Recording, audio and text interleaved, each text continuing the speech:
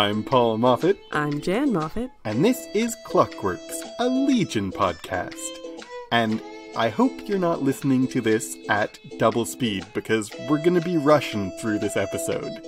Russian doll, that is. No. Boo. Or maybe do listen to it at double speed. Listen to it at whatever speed you want. Okay. Silly. So we're talking about the Netflix original show Russian Doll. We watched this, really enjoyed it. It struck us as having similarities to Legion in ways that we'll talk about in this episode. If you haven't watched it, do yourself a favor and watch it, and then come back and listen to this episode, because we're going to spoil the whole thing. Yeah, absolutely. But if you haven't watched it, I think if you like Legion, you will like Russian Doll. So our plan for this episode, so you know what's coming, we're going to recap each episode of Russian Doll and talk a little bit about kind of one idea that's connected to that episode.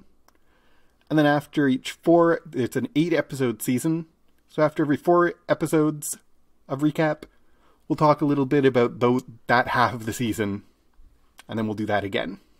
So, Jan, do you want to take us through the first episode of Russian Doll? Before I get right into the episode, I'll just mention that Russian Doll is created by Natasha Lyonne, Amy Poehler, and Leslie Headland. And it stars Natasha Lyonne, Greta Lee, Yul Vasquez, Charlie Barnett, and Elizabeth Ashley. Just to be clear on who created it, who stars in it, all that stuff. Natasha Lyonne is Nadia, the main character, and she is fantastic in this. And maybe I'll pipe in to say, Natasha Lyonne is like, I felt watching this series, like this is the first time I've seen her in a role that was good enough for her. Yep. She's so good in this show as this character. I loved it.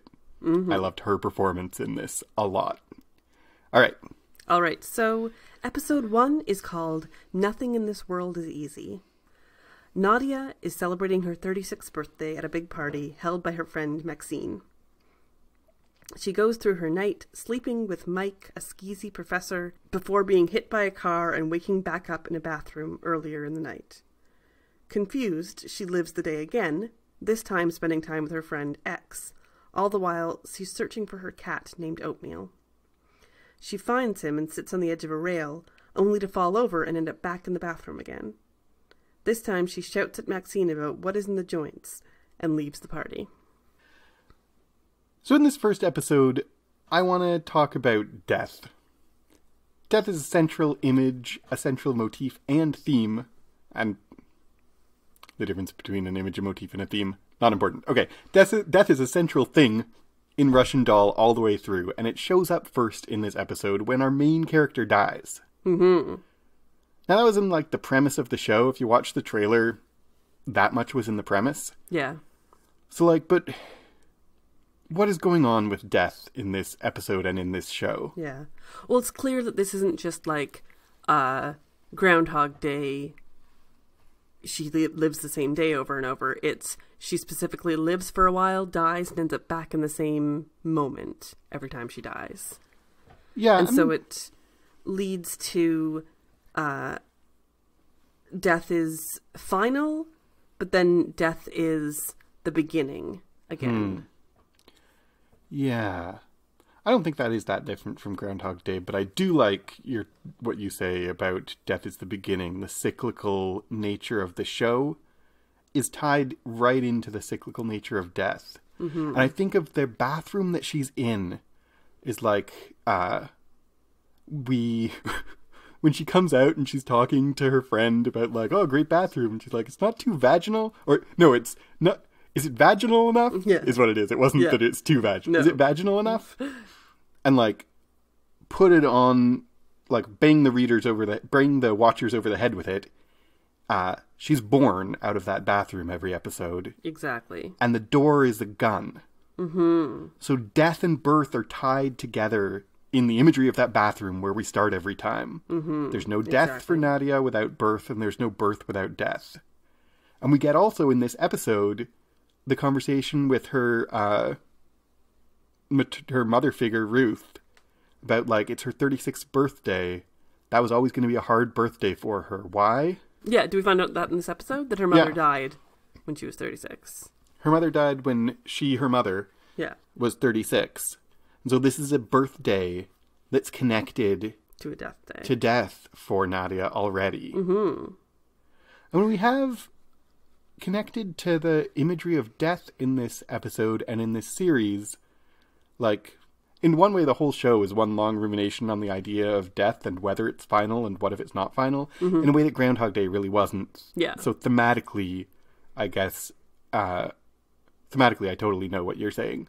That it's not like Groundhog Day at all in what it's about. But, like, the question raised by her deaths in this episode also raises the question that we're gonna, like, is this supernatural? Is this psychological? Is this in her head? Is she actually dying? What is happening? Mm-hmm. Right? And you definitely feel like that door in the bathroom is something supernatural at first. Yeah. Like, especially in these first episodes, you're like, what is causing this? And she doesn't spend very long on the why of it. It doesn't take her long to just, like, go with it. Yep. And later on, when we see Alan, he treats death just like he enjoys the loop. Mm-hmm. Whereas she tries to change it every single time. It's different.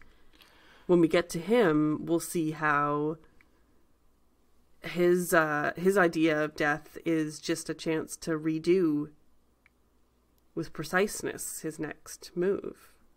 Yeah, and like it ties to how they see life, but it also ties into how they see death. That if death is birth, then he accepts it as a reset much more easily than she does. Yeah. And maybe that's a statement on that she doesn't want, it's not just that she doesn't want death. By the end of the series, we've figured out that she doesn't want life. Yeah. It's the fact that her death leads to another life is one of the things that's so upsetting to her. Mm-hmm. Right? Absolutely. So episode 2 is called The Great Escape. Nadia goes to work the next morning as a video game designer and is accused of having bugs in her code. She hunts down the man who sold Maxine the joint and questions her own sanity. She calls John, her ex, before falling into the open street.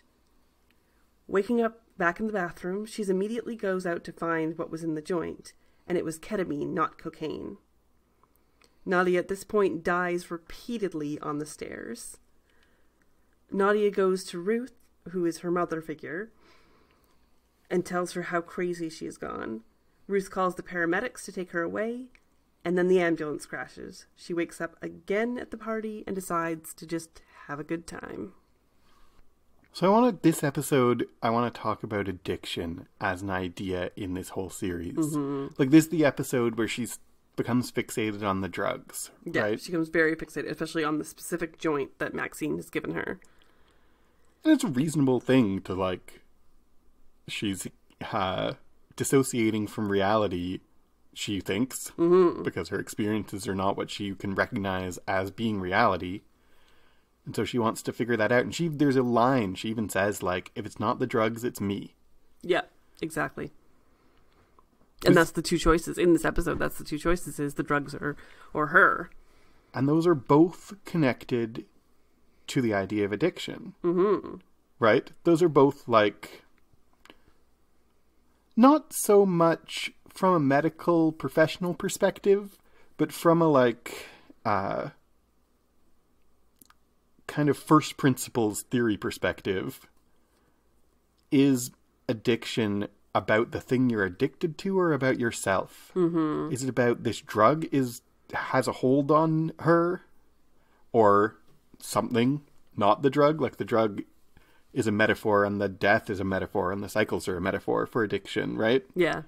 Or is it something about her and she doesn't want to believe at the first half of the episode, she doesn't want to believe there's something wrong with her. In the second half of the episode, she does want to believe there's something wrong with her. And both times she's kind of wrong. Yeah, it's true. Both answers are the wrong answer. Mm-hmm.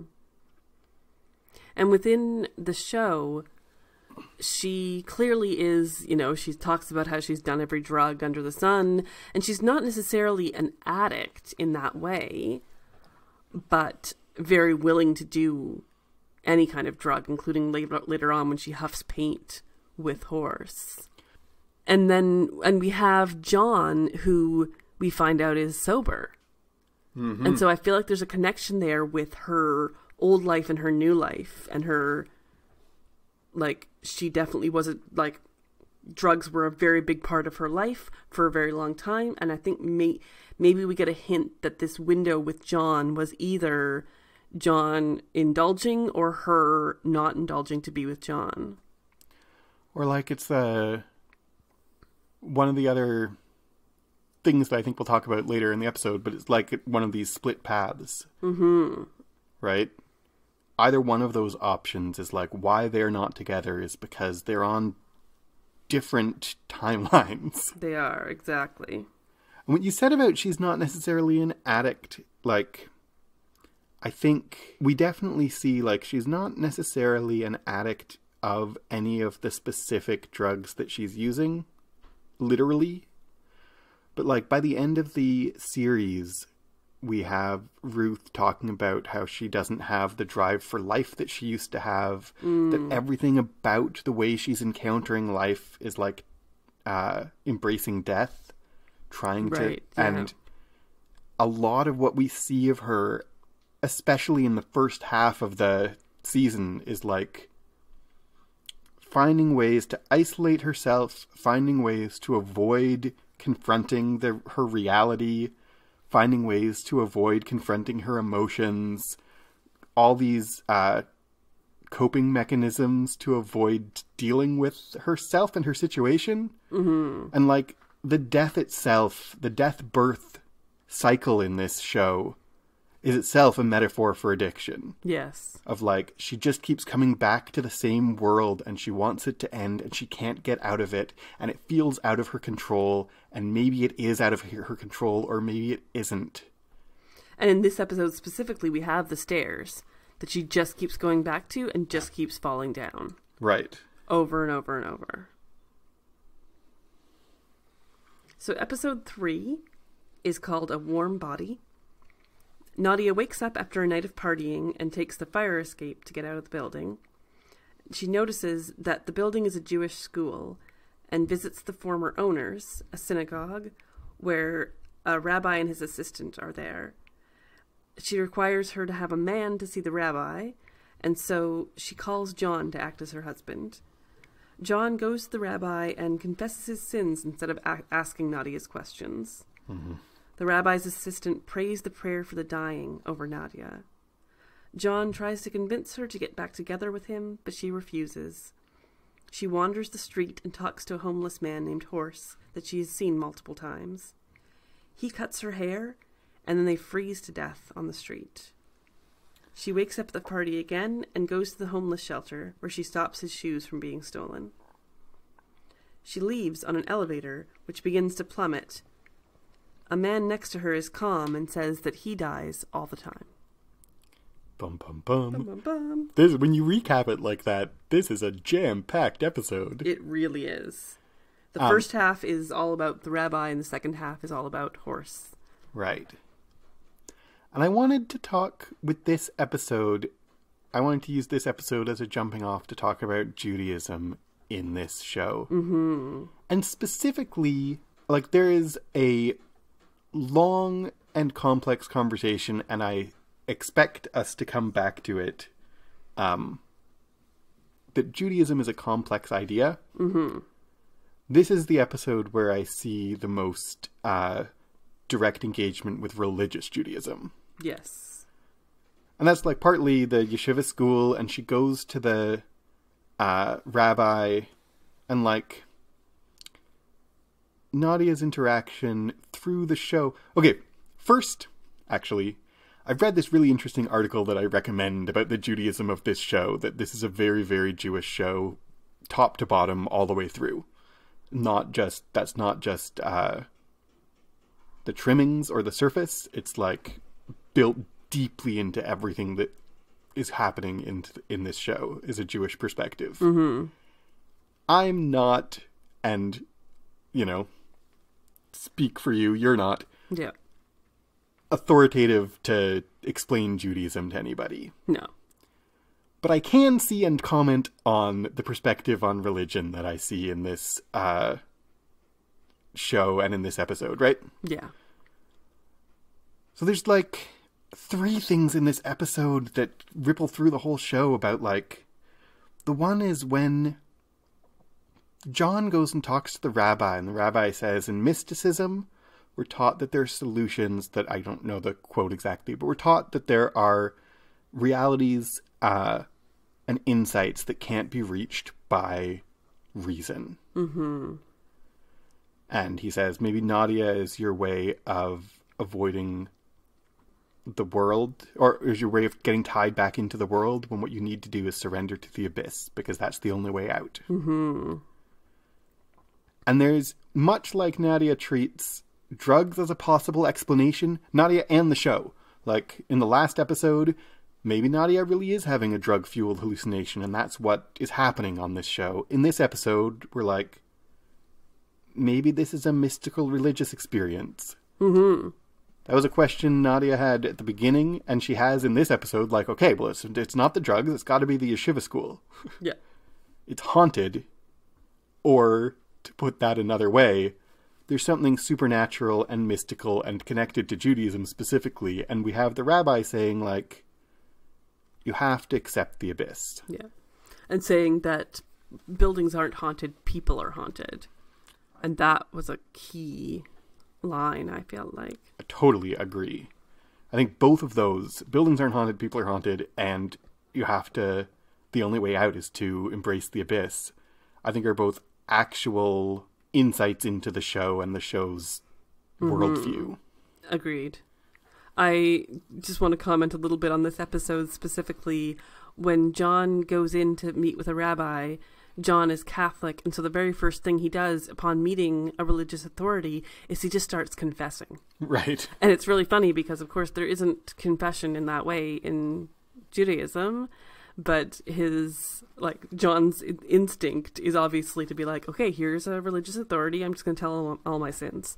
Right. And the rabbi just does not give him the reaction or the absolution or anything that he wants. And I just love that idea. Yeah, for sure. Yep. And the prayer of the dying that gets said over Nadia. Yeah. She has a roundabout way of asking and gets the assistant, I can't remember her name. Yeah. To say the prayer of the dying over her, and she fully accepts it. Nadia is very, in that moment, completely feels like this is the prayer being said over her as she's dying. And she says, thanks, it's not going to do anything, but thanks anyway. Mm-hmm. And, this is what I was talking about earlier about Nadia is a big bucket of defense mechanisms. Yeah. And that Natasha Lyonne plays that so well because she's saying it's not going to do anything, not out of, maybe the character and maybe the Natasha Lyonne also have a deep rational atheism. Mm-hmm. But that in that moment, she's not saying it won't do anything because she has rationally decided that God does not exist. She is saying it won't do anything because she was protecting herself against disappointment. Mm-hmm. Right? Absolutely. Absolutely. She's so vulnerable in that moment. Mm-hmm. Because she does want it to do something. Because she wants to be protected. She believes or wants to believe that protection is possible. And the next death she has after that is when she freezes to death on the street. And the moment she wakes up from that death, she's like, whoa, that was dark. And it was. And she had that prayer right before her darkest death, which I felt was significant. And it's after meeting with the rabbi and after thinking, and what the prayer for the dying that the woman says for her, she asks, what does it mean? And the woman says, it means there are angels all around us. Mm-hmm. And she named, in the prayer, I don't speak Hebrew, but recognize the words enough to know that she names Michael and Raphael and Gabriel and a fourth one that I didn't catch. But she names angels by name. There are angels all around us. And then Nadia goes to Horse, who's some kind of supernatural or supernaturally tinged character in the show. Yeah, he's definitely got depth to him that we don't really understand. And the idea of there are angels all about us and her interaction with Horse in the second half of the episode is like, is she his angel or is he hers? I think he's hers at first, and then she becomes his when she watches over him. Right. To stop him from losing his shoes. And why does she... It's the first time she does anything in this show to help anyone. Not the last, though. Yeah. Is to try to help Horse by giving him his shoes, because he cuts her hair, which is all symbolic and whatever, but we could talk about her hair, but let's not right now. But, the idea of the show is taking this idea of there are angels everywhere and, in what strikes me, and maybe just be my ignorance, and if you know more, please do correct me, it strikes me as a very Jewish perspective to take that and, there's a responsibility that you then have as a human being interacting with other human beings to act as their angels. I mean, I feel like the responsibility humans have for each other is a very Jewish concept. Yeah. And Nadia starts to learn it in this episode. And it's not a coincidence that that's the episode where she goes to a synagogue. Absolutely. So moving on to episode 4. So we meet Alan, who is the man from the elevator. Alan wakes in his bathroom and goes about his day. He listens to affirmations on tape. He's broken up with by his girlfriend. Talks to a friend who is the clerk from the deli. He plays video games, but all clearly in a way that he's done before. After he meets Nadia and dies, the day goes differently. He discovers that Beatrice was cheating on him with Mike. Nadia, meanwhile, goes to the ring store because she remembers Alan's box. The clerk won't give her the name, but she figures out who Alan is from a phone Yelp equivalent check-in. She finds his apartment and confronts him, but he's unwilling to talk. She tells him to meet her at the party the night before. Alan goes to confront Mike, but he is a complete dick. He ends up outside and is electrocuted. He wakes up in his bathroom and angrily dumps out his suitcase, but finds that the engagement ring is gone from the box. So this episode is called Alan's Routine, and I want to talk about the idea of routine in this show. We alluded to this already a little bit, but Alan's approach to this whole... So we learn in this episode that Alan is like Nadia. Yeah. Trapped in a loop in the same way, dying over and over. But Alan's approach to this whole situation is completely different from Nadia's. And he finds this comfort in routine. Yeah. Right? And the show presents his routine as being just as harmful as Nadia's self-destructive drug use. Yeah. Parallels them, absolutely. Right? So for Nadia, it's about addiction, an addiction metaphor, and trying to kind of cope with pain through addiction. And Alan also has an addiction. And his routine is his addiction. Yeah. Those absolutely. are the same thing. Really. I'm like, what? Go ahead. And he has, it seems like some kind of OCD or something along those lines where he is very meticulous and repetitive and needs to do things exactly the way he perceives them needing to be done in order to succeed. It's I think that what's so interesting about the routine in this episode is not in order to succeed. No, you're right. He knows that he's going to, he says later that he wants to get things perfect, but perfectly the same, right? He's not trying to change things again, Groundhog Day. He's not trying to stack the deck in his favor and make everything happen the way that he wants it to. Yeah, he's not. He goes back to Beatrice's to get broken up with. He doesn't go there to, like, solve the problem, to make her not break up with him. He goes there because this is what we do at this point in the day. We go and get broken up with, and then we meet with what's his name from the deli. Yeah, that's just the way it goes. And, like, it's exactly that. He's not trying to perfect the day, by which he means get things right that he got wrong the first time. Mm-hmm. He's trying to get things wrong that he got wrong the first time. Exactly. And we see that partly he rationalizes that as he thinks that what is going on is its purgatory. So he wants himself to suffer because he believes himself to deserve suffering. And we eventually learn that that's we don't get explicitly this, but that's probably in his first loop he killed himself. Mm-hmm. So probably tied to why he thinks he deserves to suffer is his suicide, and or the same thing that made him want to end his life makes him want to prolong his suffering. Yeah, exactly. Right? But it's so interesting how like routines don't solve problems. No. Like, this is a statement not just on Alan's psychology, but on routine in general.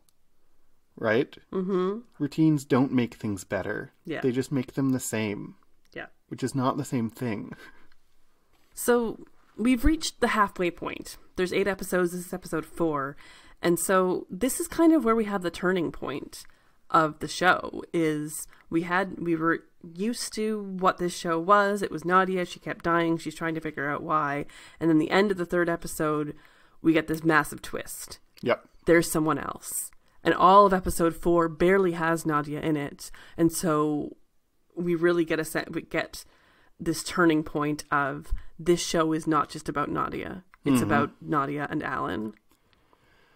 So it's a fun twist, and it makes it about doesn't make it individualistic anymore. Yeah.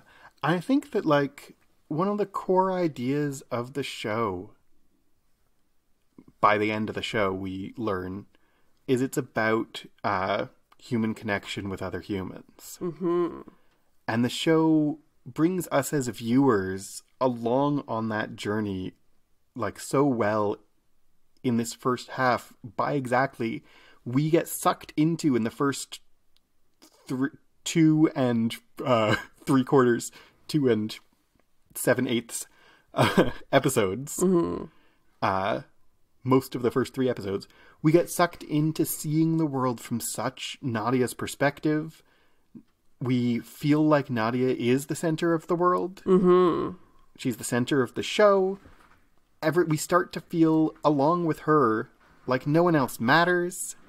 She's the only one who's learning and growing.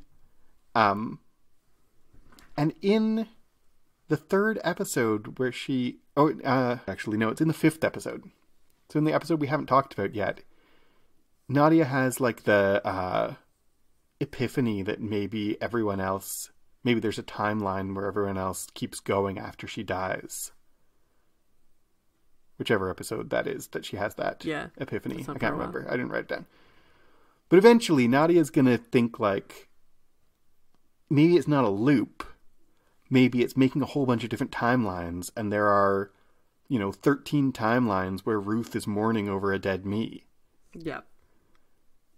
And Nadia starts to see that other people fully exist in a way that the first episode Nadia, before the loops all started, she wasn't behaving as if other people exist fully. Mm-hmm. And the show takes us into that by being like, we really think no one else matters. No one else learns. No one else grows. Like, they get reset. You could do whatever you want to everyone else. And then when we see that there's one other person who's real, it's a real shift in how we understand the world of the show, and that, that mirrors a shift in how Nadia understands her world. Mm-hmm. It's so good. Yeah. And she immediately is excited, is like intrigued, is we are connected, I need to find this guy, we need to make this happen. And he is freaked out and immediately is like, no, we're not doing that. Yeah. You know? They're both stuck in isolation. Mm-hmm. And she kind of wants to get out of it before he does. Yeah. But he's stuck. Like, they're both stuck in different ways. She starts to seek connection before he does, but she continues to be self-destructive after he stops being self-destructive. Mm-hmm. Absolutely. And that comes, again, to, like, they can't get out of it alone. They aren't in it alone. They can't get out of it alone. And that's, like, again, a metaphor for life. Mm-hmm. Right? So moving on? Yeah. Okay. So episode 5, Superiority Complex. Alan goes to Nadia's party. They discuss life and death, and Nadia wants everyone to tell her if she's a bad person or not. John arrives, and Nadia is confronted that she's never met his daughter, so she agrees to do so.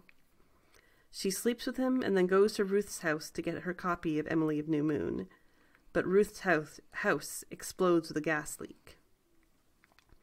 Alan tries to confront Mike again, but gets drunk and is hit by a car. Nadia tries to save Ruth from the gas leak and is shot by her. She repeatedly tries to meet John's daughter, but in the end, she chickens out. Alan concludes that they're dying at the same time, and Nadia concludes that things are changing and everyone is affected, not just them. Which is what you were just talking about, that she realizes that it's not loops, it's timelines. Yeah. Or she, like, I don't know, she theorizes. Yeah, I guess. We don't know whether she's right. Yeah. And we never do. By the end of the show, we don't know whether she's right about that. What I wanted to talk about with connection to this episode is the idea of amends. Mm-hmm. Alan thinks they're in purgatory. Alan thinks they deserve it. He deserves it. Right? And they both, but especially Nadia in this episode, kind of try to make things right. Mm-hmm. And they, in a very specific way, try to make things right with other people. Right? Yeah. Nadia wants to know if she's a bad person and wants to, like, fix things, and specifically fix things in, like, a... Alan says they're in purgatory. There's, like, a... We talked about Jewish religion. Purgatory is a Catholic religious concept of, like, paying for your sins before you're allowed to move on. Yep. Right? And so she tries to make amends with people, even though they won't really remember it, or maybe they do. Whether they remember it isn't the point, though. And, like, I feel like, although Alan's wrong about purgatory, I feel like the idea of recognizing the value and humanity of the other people around her and trying to do right by them, trying to redeem the past, really is how to get out of this. Yeah, it is. Right? And this is the first episode where she tries to bring John's daughter the book, and then eventually she does, and that seems like that's what clicks things into place. Yeah. So that is a key moment to this entire season. And her entire trying to be a good person thing. And her interaction with John's daughter is not just, like, by the end of the series, we see it as not just about her making amends with John or making amends with John's daughter. It's also about her making amends with herself and her mother. Mm-hmm. That, like, exactly. She kind of redeems for herself her interaction with her mother by interacting with a daughter figure. Yes, exactly. Right? Mm-hmm. Episode 6 is called Reflection. Nadia and Alan try to figure out what they might have in common, and the only thing they have is that he has played a video game that she designed. Alan claims that he doesn't remember his first death, so they go to Ruth's to see if she'll hypnotize him. Ruth tells the story of the mirrors that Nadia's mother broke. The two of them die by bees in the subway, which is their funniest death, I think. Yep. Alan agrees to take Nadia through his day. They get drunk, and he gets drunk, and they have sex. Nadia steals his shoes and gives them to Horse. The two of them huff paint together, and then they go to the deli where she suddenly realizes that she saw Alan that first night. Alan goes home and remembers that he killed himself on the first night. Nadia chokes on a chicken bone and returns to the bathroom only to find that it doesn't have a mirror. Alan is also missing his mirror. So what is with the mirrors? This episode is called Reflection. Mm-hmm. Reflection, of course, kind of three meanings, right? Reflection means like thoughtfulness. Mm-hmm. Reflection possibly in the sense of like a people who like, and in the metaphorical sense, like Alan and Nadia are reflections of each other. And reflection in the very literal sense. This is an episode about mirrors. Yeah. Right? Mm-hmm. Alan asks Ruth why Nadia's mother smashed the mirrors. And what does she say? I don't remember her exact line. Do you? No. She says, like... She didn't want to look at herself. She didn't want to look at herself. What her exact line, I don't remember, but the gist of what she said was she didn't like who she was, so she didn't want to see herself. Mm-hmm. Right? Yeah. And so, and she says, like, this is why we need psychiatrists, because we can't make sense of our own stories without someone else. Mm-hmm. And that's another kind of reflection. Yeah. That, like, what therapy is, what Ruth's role in the story and in Nadia's life and in Alan's life is to, like, tell their stories back to them so they can understand it. She's a metaphorical mirror. Mm-hmm. That's also what Alan and Nadia are to each other. Yeah. And that's what, basically, I like what I said earlier, but that's like what John's daughter is to Nadia also. Mm-hmm. And eventually, literally, like, she becomes herself. Right.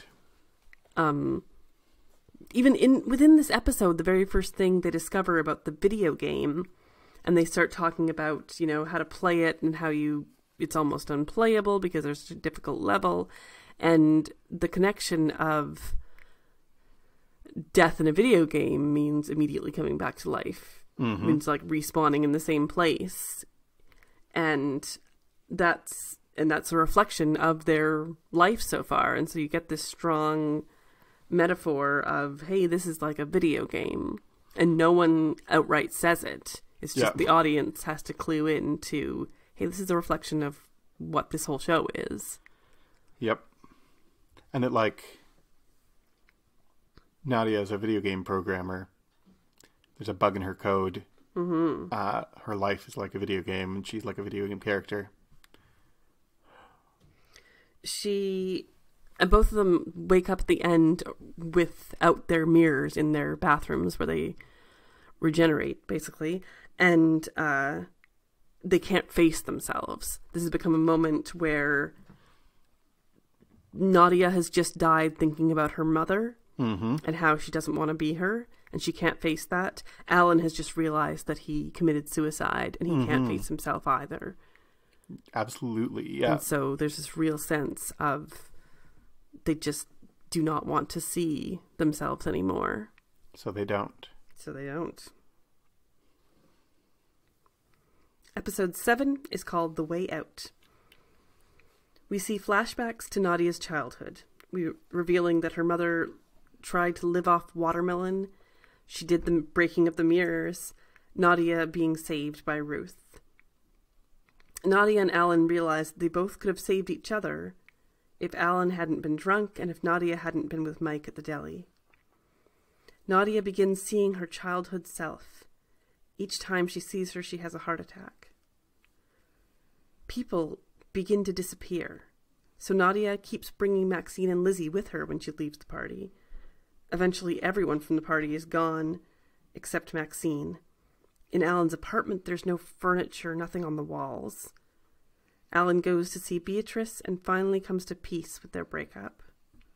Nadia visits Ruth and admits her guilt over leaving her mother, and then finally brings Emily of New Moon to John's daughter. Both Alan and Nadia get nosebleeds and collapse.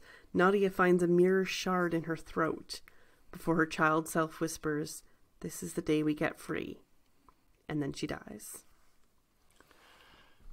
So I wanted, with this episode, to talk about the idea of trauma. Mm-hmm. Because if we started off episode 2 saying that one of the central metaphors of the entire show is addiction, another, I think, deeper metaphor of the entire show is this is a show about trauma. Mm-hmm. And we see that playing out in literal terms in this episode, both physical and emotional trauma. We actually see dramatized for us Nadia's traumatic childhood. Mm-hmm. And, like, we see her coughing up broken glass in, like, physical trauma. Mm-hmm. We've had trauma for Nadia especially, though for Alan as well. I'd talk about Nadia first. Through the whole run of the show, in like the first episode, her mother died when she was 36, and I don't remember if we are explicitly told. In my memory we aren't, and maybe I'm wrong, but her mother, I think, committed suicide, and we aren't quite told that that's true. Yeah, it's never explicit, but right? It seems like she, either an overdose or a suicide or something along those lines. We get the strong impression that that's what happened. And in this episode, we're looped back to that Nadia has all along felt personally responsible. Mm-hmm. That her mother died, that's a trauma on a child, and Nadia thinks that she's responsible for causing trauma to her mother that caused her mother to die, and Nadia feels like she rejected her mother by wanting to be with Ruth, even though Ruth tells us she said she wanted to live with her mother, and Nadia says it doesn't matter what I said, what I really wanted was what happened, which is that I lived with you instead of her. Mm-hmm. And we have had the story of Nadia's grandparents as Holocaust survivors. And like, we talk about trauma as a loop. I mean, we talk about trauma as a metaphor for this show. Mm-hmm. The show is Nadia stuck in this loop of pain and death, and then her life is like, my grandparents were Holocaust survivors, and that trauma affected them, and they never trusted banks. And then they gave an inheritance to their daughter, my mother, who spent it all because she had parents. I mean, not because, but like, the show doesn't tell us because. Mm-hmm. But she had parents who were traumatized, and then she had her own trauma, mm-hmm. which she then visited out on her daughter, who now has her own trauma. Yep. And she spits out blood on John's daughter. Yeah. Right? Exactly. That we see playing out trauma as a loop. Mm-hmm. Passing from generation to generation. And that's the other one of the other, like, most obvious skeletons of Judaism in this entire show, is that not just the religious Judaism, but the cultural Judaism is, in the 20th and 21st century, cultural Judaism is tied into deep trauma. Yeah, exactly. Because of the history. I mean, like, and in other ways before, but because of the history, right? Mm-hmm. And so, of course, her grandparents are Holocaust survivors. Yes, exactly. And of course that still matters to her. Mm-hmm. And she can't get out of that. And that's a metaphor of the whole. And then we have Alan, too. We don't get as much detail, but, like, he is getting himself dumped again and again. Mm-hmm. he has some kind of mental health problem that is never quite made clear to us. But he has some kind of trauma in his past before his loops start. Right? Yes, absolutely. And he's trying to meticulously control every aspect of his life because of that trauma, because he feels he has no control. And so he is also, we get less depth in it, but we see also that his loops are him trying and failing to cope with his trauma. Mm-hmm. Precisely. So our last episode, episode 8, is called Ariadne. Both Alan and Nadia are back in their respective bathrooms with everything as it was before. They each go to each other's places. Alan goes to the party and Nadia to Alan's apartment, but they don't cross paths until they get to the deli, when they realize they're on opposite timelines. Each is on each other's first night. Alan follows Nadia around the city, making her upset, and then finally saving her from the car. She understands, and they leave together. In her timeline, Nadia follows Alan around the city while he gets drunk, gives away all his possessions, and helps him to go to bed. She wakes hours later and goes to the roof, worried that he's killed himself, but finds that he's still up there. In each timeline, they make their way to a street party where Horse is wearing a horse head, and everyone is in costumes in a parade. The timelines merge, and it's the end. Or is it? So I wanted to talk in this episode about mazes. Mm-hmm. Ariadne is a character from Greek mythology. In a nutshell, her story is that she helps Theseus get through the labyrinth and defeat the Minotaur. She gives him the string, right? She gives him the string, and she gives him a sword, and she gives him emotionally, metaphorically, something to come back to. Mm-hmm. So this episode is called Ariadne. There's this whole show has been about mazes, as much as it's been about anything. Mm-hmm. We've had episodes called The Way Out, and we've had this isn't a loop. This isn't alternate timelines. This is a maze. Yes. This is a labyrinth. And there's a monster in the middle, and they need to find their way out. And how do they find their way out is with each other. Mm-hmm. And why is the episode called Ariadne and not Theseus? Yeah. Or Labyrinth? Or Minotaur? Right? Yeah. Partly because, frankly, it's called Ariadne because it's named after a woman. Yeah. But it's also because in the story of the Labyrinth, what Ariadne represents is helping each other. Right? Mm-hmm. She doesn't just represent getting out of a labyrinth. She represents that the way to get out of a labyrinth is someone helps you. Someone offers you a lifeline. Exactly. And in this whole show of surprises and twists and unexpected things, there was no moment as unexpected and as satisfying. Why didn't I expect that? I should have seen that coming, but didn't. As when they walk into the deli and they're on different timelines. Yeah, exactly. And it was it's a beautiful moment. Mm-hmm. Because they both end up saving each other. Yeah. So satisfying and so beautiful. Mm-hmm. They're each other's lifeline. And it's not because of something... I think the show shows us that it's not because of something special about their connection. They are reflections of each other, sort of, but they're not actually soulmates kind of situation. No. They're just people who can help each other because they were in the moment when they could. And they each, in their own timelines, learned and grew and were dynamic characters so that they could come to a place where they could help the other person. Because both of them in their original timelines are incredibly selfish, especially Nadia. Yeah. Are so selfish and self-centered.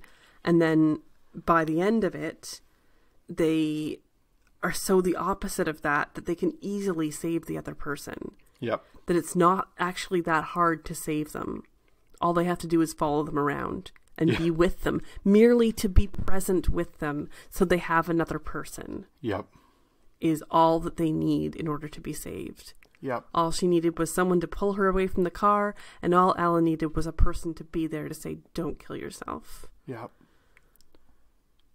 It's beautiful. The mere presence of people. And that's like, if this series has a moral, which I think it doesn't quite, but if it does, that's it. Yeah. Be present for each other. So, this being a Legion podcast, the Minotaur, the maze, the labyrinth is our biggest connection to Legion. Legion Season 2 is all about mazes and being in the maze, and we had a Minotaur.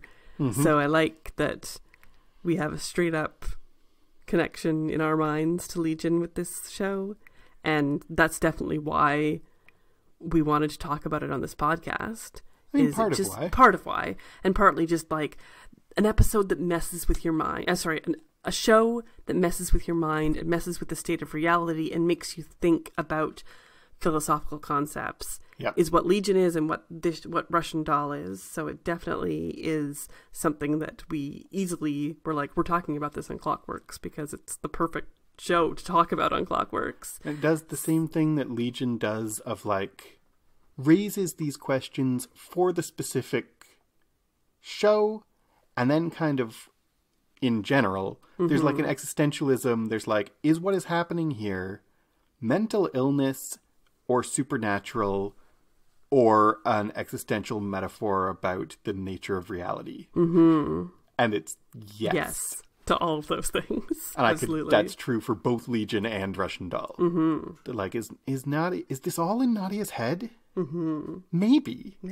Even by the end of the show, maybe their mental state changes the world around them. There aren't mirrors because they don't want to face themselves.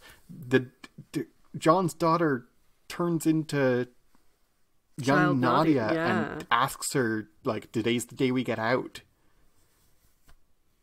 And like, much like Legion, does David have psychic powers, or is he just delusional?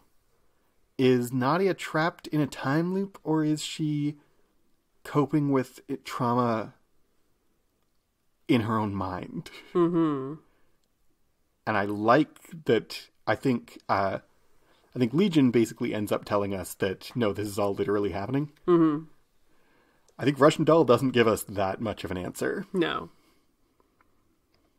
So what do we make of this weird street party thing at the end? I don't know. Did you notice? I know you did, actually. I'm pretending. Did you notice? Because I was sitting right next to you while you did. There are other Nadias in that crowd. There are. There are two that walk away from her as like split screens. Right? Together.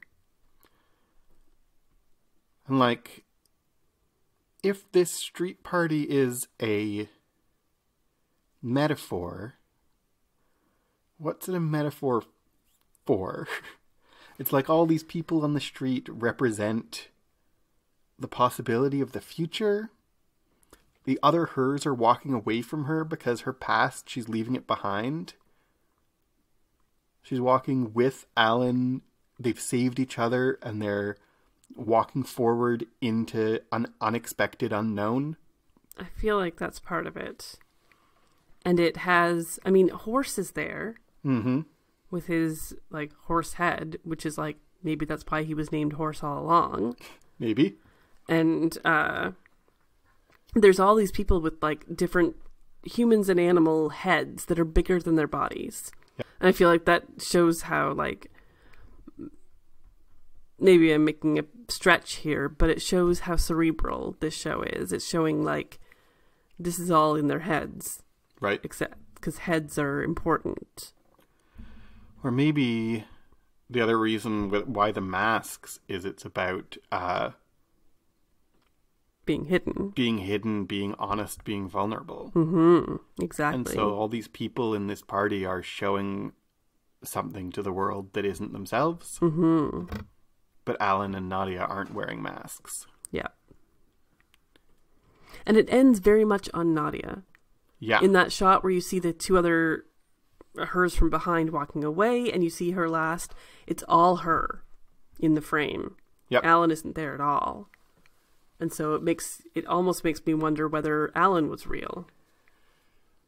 I think he is, but it definitely gives you this, it ends with her again as the focus. It comes full loop back to the beginning where you just end on her. I think, like, it's her story, right? We care about Alan, and we care about Alan for his own sake, but also we care about Alan. It's one of these paradoxes that, like, the show has to make us care about Alan for his own sake in order for us to learn what Nadia needs to learn. So we care about Alan for his own sake so that we can care about Nadia. Yeah. Right? Absolutely, absolutely. It's part of Nadia's development of her character that we care about Alan. Mm-hmm. And so he kind of fades away at the end because it was always about Nadia. Yeah. Even when it was about Alan. Absolutely. There's a second season. There's 3 seasons planned. Yeah. Much like Legion, yeah. This was pitched as a 3-season arc. Mm-hmm. I can't begin to imagine what the second season of this show is going to be like. No, my only theory is that it might be about Horse. Or it might be about Maxine and Lizzie. Except that it's Natasha Lyonne's show. It is, so it needs to be about her. It's going to be about Nadia. Like, maybe not, but like, it's about Nadia. Yeah. But I'm just so interested to see what they're going to do next on this show. Mm-hmm. Is she just going to die again? Is something going to happen? They can't repeat the exact same thing again, but it needs to be called Russian Doll for a reason. Mm-hmm. Can we talk, before we wrap this episode up, just about Russian dolls? Right. Because we talked about, like, is this, and the show talks about, is this a loop? Is this timelines? Is this a labyrinth? Is this a Russian doll? Yeah. A Russian doll is not the same thing over and over. No. It's something inside of something inside of something. Right? Mm-hmm. It's getting to the core of something. And every layer, every death is like you're opening the Russian doll and what's inside is something deeper. Mm-hmm. That's not loops. No. And that's like the metaphor that the show presents itself to us. The terms in which the show presents itself to us is, this is a show called Russian Doll. Yeah. We're getting to the core of this character. We're not just repeating. Yeah, exactly. Which makes it, again, very different from a Groundhog Day. Mm-hmm.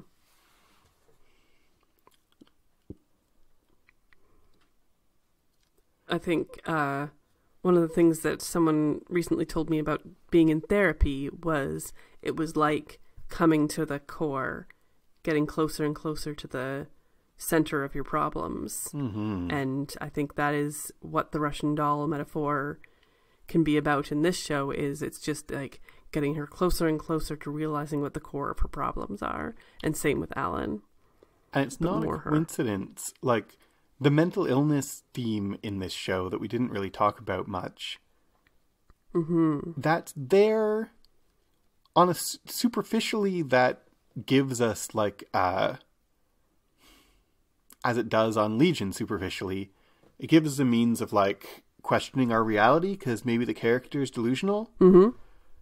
But it also is, like, much more profound than that. And the reason that Ruth is a therapist, that's not arbitrary. No. In a real way, this show is as much about therapy as it is about addiction. Mm-hmm. For exactly that reason. It's about coming painfully to the core of who she is. And that whether it is done, I mean, like, it doesn't take much of a leap to be like, whether that's done formally with a trained professional or magically through a quantum event, like, that is therapy. That is therapy. Right? All right, well, we've talked for a while about Russian Doll. I'm sure there's lots more to say, but let's wrap it up here. If you have stuff to say to us about Russian Doll or any other shows you would think or have been making you think of Legion, you can let us know. Our Twitter is at ClockworksCast. You can also email us, clockworkscast@gmail.com. If you like what we do and like these extra bonus episodes, we can do them through the help of our Patreon supporters. And that is at patreon.com/clockworkscast. So thanks for listening. I've been Jan Moffat. I've been Paul Moffat.